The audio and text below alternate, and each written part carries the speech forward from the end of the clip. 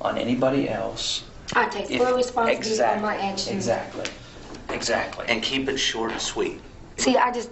Who were the oldest women ever led to the scaffold or strapped into the chair in American history? And what drove them to those final moments? Across more than 3 centuries, only 10 women reached their 60s or beyond before execution, from Rebecca Nurse in 1692 to Frances Elaine Newton in 2003, 2005. In this video, we'll trace each case from the crime and courtroom drama to their last words and the meals they chose, or declined, before their deaths. Hit subscribe and ring the bell to join us as we unravel these chilling stories and ask, how should age, history, and humanity factor into the ultimate punishment? Christina Marie Riggs, age 28.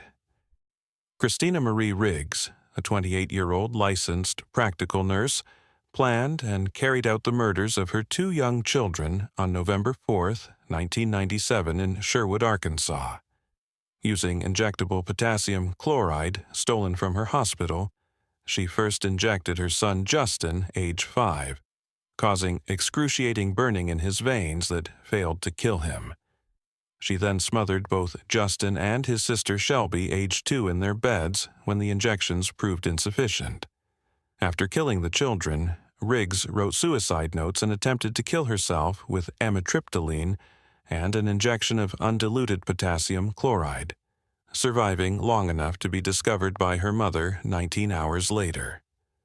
At her June 1998 trial, Riggs pleaded not guilty by reason of insanity, citing clinical depression and PTSD, including trauma from working near the site of the 1995 Oklahoma City bombing, but refused to let her attorneys mount a penalty phase defense. Prosecutors argued she killed out of hatred for her children and for financial convenience, noting her steady calls to cash life insurance benefits and her knowing waiver of appeals, which she insisted on to expedite her execution. Riggs was the first woman executed in Arkansas since 1845 and the 5th in the U.S. since 1976. On April 30, 2000, she was flown to the Cummins unit for a Central Time 9:28 p.m. lethal injection protocol. Her recorded final statement was, "No words can express just how sorry I am for taking the lives of my babies. No way I can make up for or take away the pain I have caused everyone who knew and loved them," followed by, "I love you, my babies." She declined a special last meal, opting instead for a single cup of coffee under the $20 limit. As we've seen, each of these women's final acts, whether a plea of innocence, a whispered prayer, or a silent refusal of a last meal, reflects a lifetime of choices, trauma, and the stark reality of our justice system. Their ages couldn't shield them from the reach of capital punishment, yet their last words and meals remind us of the human stories behind the headlines.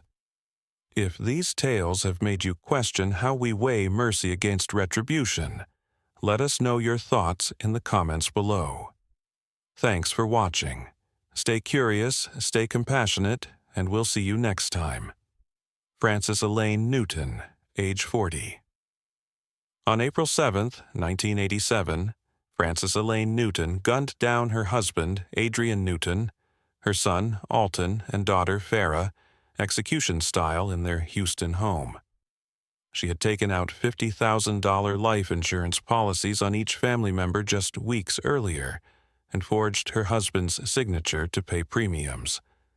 Newton was arrested hours after the murders when police discovered trace amounts of gunshot residue on her clothing and found a .25 caliber pistol linked to the slayings.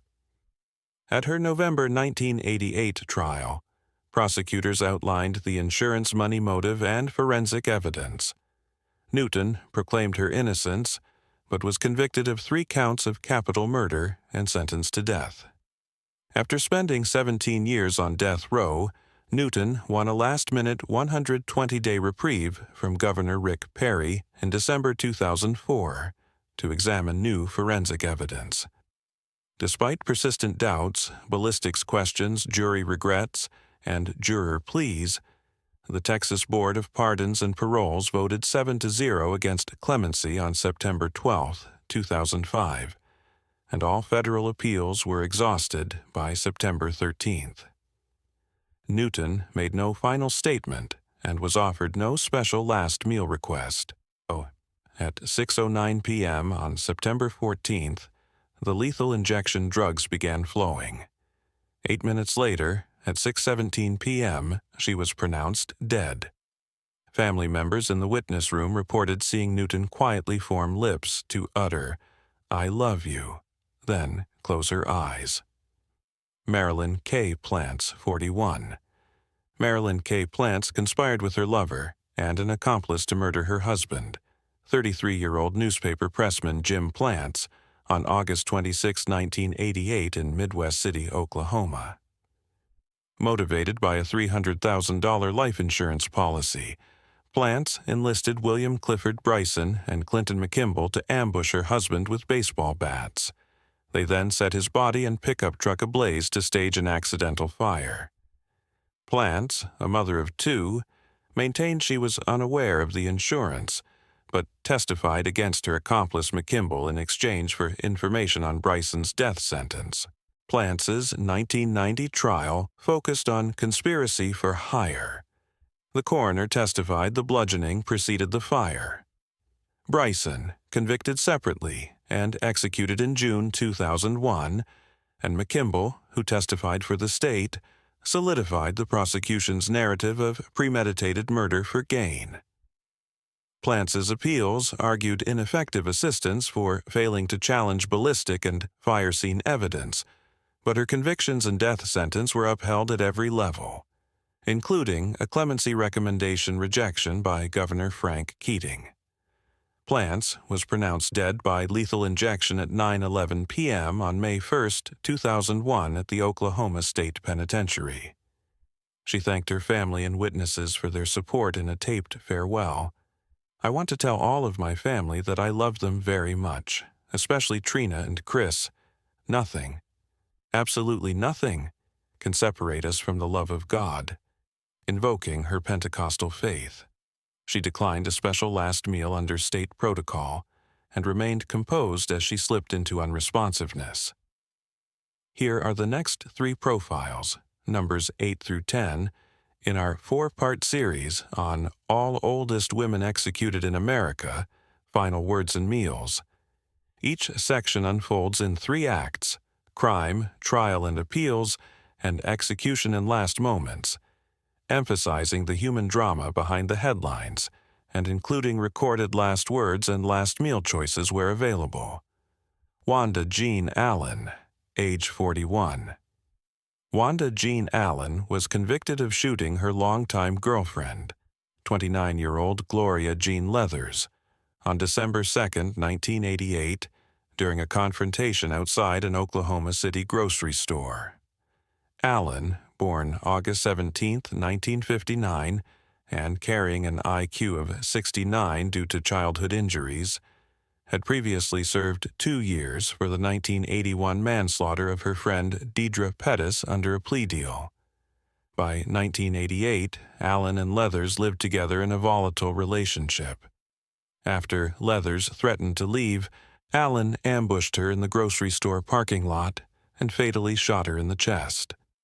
At her 1989 trial, Allen pled self-defense, arguing she feared Leathers based on past violence. Prosecutors countered with forensic evidence of point-blank shooting and uncorroborated self-defense claims. The jury convicted her of first-degree murder and, citing her prior felony and perceived ongoing threat, sentenced her to death. Over 12 years on death row, Allen's appeals highlighted her low IQ, brain dysfunction from childhood trauma, and ineffective counsel for failing to present psychological experts, but every stay was denied. On January 11, 2001, at Oklahoma State Penitentiary, Allen became the first black woman executed in the U.S. since 1954, and the sixth woman executed since 1977. She declined a final meal and made no formal last statement. As the electric current surged at 9:21 p.m., she reportedly stuck out her tongue and smiled at her longtime attorney, then whispered, "Father, forgive them. They know not what they do," echoing her Christian faith. Aileen Wuornos, age 46. Between late 1989 and late 1990, Aileen Carol Wuornos murdered 7 men along Florida's highways, claiming each homicide was in self-defense after solicitation for sex turned violent. Victims included Richard Mallory, David Speck, and Charles Carskadden. Wuornos lured them into isolated areas, then shot them at close range. Following her last murder in November 1990, Wuornos was arrested on Highway 175 after blood and personal items linked her to the crimes. In 1992, she pled not guilty by reason of insanity, but later dismissed her attorneys, confessing to all 7 killings. Convicted of 6 counts of first-degree murder, she received 6 death sentences. Wuornos filed numerous appeals challenging her competency in sentencing, but courts deemed her competent and repeatedly denied relief. In mid-2002, she dropped her final appeals, insisting she had hate crawling through to her system and would kill again if freed.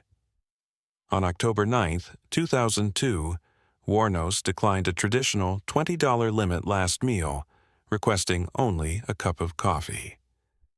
As the lethal injection drugs took effect at 7:47 a.m., she whispered, "Yes, I would just like to say I'm sailing with the Rock, and I'll be back, like Independence Day with Jesus." She was declared dead at 7:47 a.m., becoming the second woman executed in Florida since 1976. Linda Lyon Block, age 54. On November 7, 1993, Linda Cheryl Lyon Block shot and killed Opelika, Police Sergeant Roger Motley Jr. during a high-speed chase after her common-law husband, George Sibley Jr., pulled a gun on officers at a Walmart in Smith Station, Alabama. Sergeant Motley approached Sibley's pickup. When Sibley drew his pistol, Block opened fire from the passenger seat, killing the sergeant instantly and wounding another officer. Block and Sibley fled but were arrested in a wooded area later that day. At trial in March 1997, prosecutors framed the killing as a cold-blooded ambush of a uniformed officer, presenting ballistic and eyewitness evidence. Block's defense argued she acted in fear, but the jury convicted her of capital murder and recommended death by a vote of 12-0. Over 5 years on death row, Block's lawyers raised issues of ineffective counsel and the admissibility of Sibley's confession. Alabama courts repeatedly denied stays. A petition to the U.S. Supreme Court was refused in late 2001. Block became the 26th person and second woman executed in the U.S. in 2002. In the electric chair at midnight, she declined a special last meal and made no final statement. Witnesses noted she closed her eyes and clasped her hands as the current surged. She was pronounced dead at 12:01 a.m. Judy Buenoano, age 54. Judy Buenoano, dubbed the Black Widow, was a serial killer responsible for multiple deaths over a span of years. Her crimes included poisoned her husband, James Goodyear, with arsenic to collect life insurance in 1971. Killed her boyfriend, Bobby Joe Morris, in a similar manner in 1978. Drowned her paraplegic son, Michael, by capsizing a canoe, leading to his death in 1980, and attempted to murder her fiancé, John Gentry, by planting a car bomb after poisoning him with arsenic-laced vitamins in 1983. Buenoano's crimes came to light after the failed car bombing of Gentry. Investigations revealed a pattern of suspicious deaths linked to her. She was convicted of multiple charges, including first-degree murder and attempted murder. In 1985, she was sentenced to death for the murder of her husband. Buenoano was executed in Florida's electric chair, becoming the first woman executed in the state since 1848. Her last meal included broccoli, asparagus, strawberries, and hot tea. When asked for final words, she simply replied, "No, sir." She was pronounced dead shortly after the execution commenced. Below is the third installment in our four-part series, covering profiles 5 through 10 of America's oldest women executed. Each entry unfolds in 3 acts: crime, trial and appeals, and execution and last moments, with recorded last words and last meal choices where available. Lois Nodin Smith, age 61. Lois Nodin Smith, often referred to as Mean Nodin, was convicted for the brutal murder of her son's ex-girlfriend, 21-year-old Cindy Bailey, in 1982. Smith believed Bailey had threatened her son's life. On July 4, 1982, Smith, her son Greg, and another woman picked up Bailey under the pretense of a casual meeting. Smith confronted Bailey about the alleged threats, leading to a violent altercation.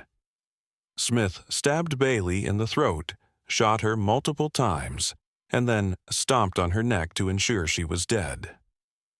Greg Smith was also convicted for his role in the murder.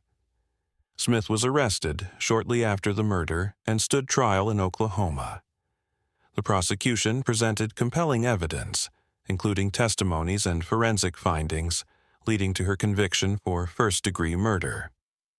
She was sentenced to death, and her son received a life sentence. After nearly 2 decades on death row, Smith was executed by lethal injection at the Oklahoma State Penitentiary. Her final meal consisted of barbecued ribs, onion rings, strawberry banana cake, and cherry limeade. In her last statement, Smith expressed remorse. "I want to say I'm sorry for the pain and loss I've caused you. I ask that you forgive me. You must forgive to be forgiven." She concluded with a quote from Scripture, "To live is Christ, to die is gain." Smith was pronounced dead at 9:13 p.m. Betty Lou Beets, age 62. Betty Lou Beets survived childhood molestation, deafness from measles, a crippling car crash, and 5 violent marriages before turning a .38 caliber revolver on husband number 5, retired Dallas firefighter Jimmy Don Beets, on 6 August 1983. She placed his body in a sleeping bag, buried it beneath a front yard wishing well, and called 911 to report him missing from his fishing boat on Cedar Creek Lake. 2 years later, detectives, acting on a tip, uprooted the well and found the corpse, then uncovered 4th husband Doyle, Wayne Barker, sealed in a shallow grave beneath a garage floor, bullets in each skull matching Jimmy Don's. Betty was arrested that afternoon at a Mansfield motel. At her 1985 trial, prosecutors argued she killed for a $110,000 insurance payout and a firefighter's pension. Her son Robbie testified that she had ordered him to dig the grave in exchange for half the money. The jury needed only 3 hours to return a death sentence. Appellate lawyers later revealed extensive evidence of brain injury and decades of domestic abuse that the original attorney never presented. He had signed away media rights instead. Amnesty International, the United Nations, and battered women advocates petitioned Governor George W. Bush for clemency, arguing that jurors would have spared her life if they had heard that story. The Texas Board of Pardons and Paroles voted 12-5 against clemency, and federal courts declined to halt the execution. On 24 February 2000, Betty Lou Beets refused the traditional special last meal, having eaten a standard prison hamburger at noon, and chose not to address the witness room when the blinds rose at 6:16 p.m. A lethal mixture of sodium thiopental, pancuronium bromide, and potassium chloride ended her life at 6:23 p.m., making her the oldest person executed in modern Texas, and the fourth woman executed in the United States since 1976. Rebecca Nurse, age 71. Rebecca Nurse was a respected grandmother and midwife when accusations of witchcraft swept through Salem Village in early 1692.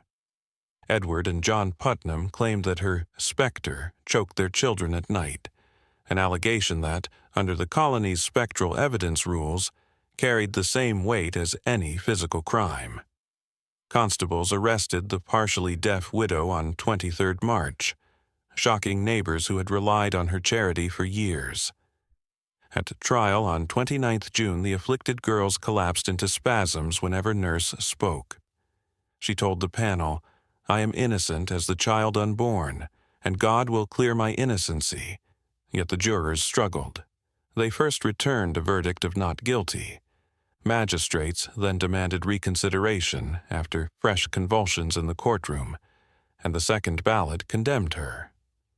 On 19 July, 7 hay wagons rattled toward Gallows Hill with Nurse and 4 other women aboard. 17th-century jails provided only coarse bread and water, so no special last meal was recorded. Standing on the ladder beneath the oak limb, she repeated, "I can say before my eternal Father, I am innocent." The hangman kicked away the rung, and the colony's oldest accused witch swung in silence. In 1711, the Massachusetts legislature reversed her attainder and paid restitution to her heirs, admitting the verdict had been a grievous error.